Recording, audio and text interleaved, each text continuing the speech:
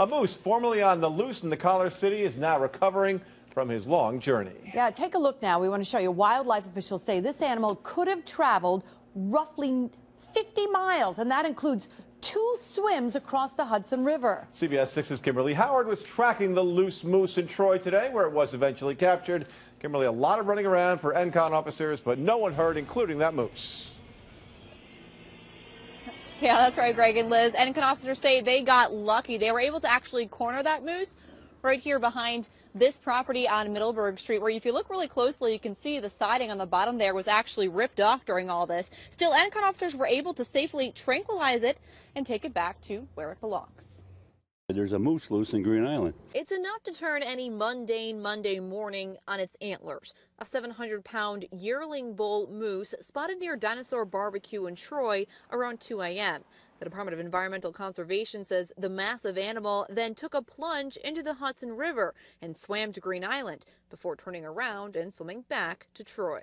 And his definitely was a moose. He had a great big head sticking out of the water and great big ears. We watched until he made it all the way to the far shore.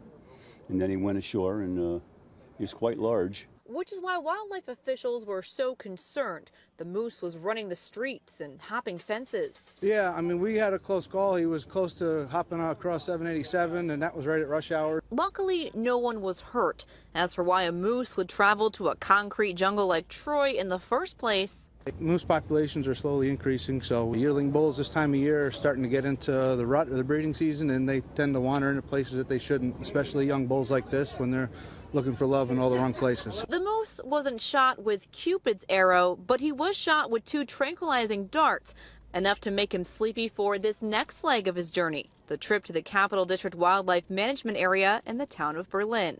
That's where wildlife officials say he likely came from.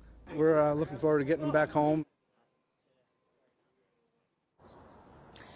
Wildlife officials say they had to also use ice packs to keep this animal cool. They say mooses have an immense amount of body fat, especially when they're getting ready for the winter. And so they were trying to make sure that he wasn't going to overheat while they were using the tranquilizing gun. So a happy ending here. We even heard a neighbor saying that I guess it takes a moose on the loose to really bring people together in Troy.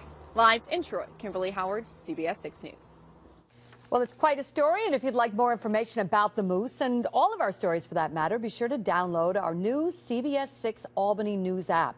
Just go to your app store and search for WRGB.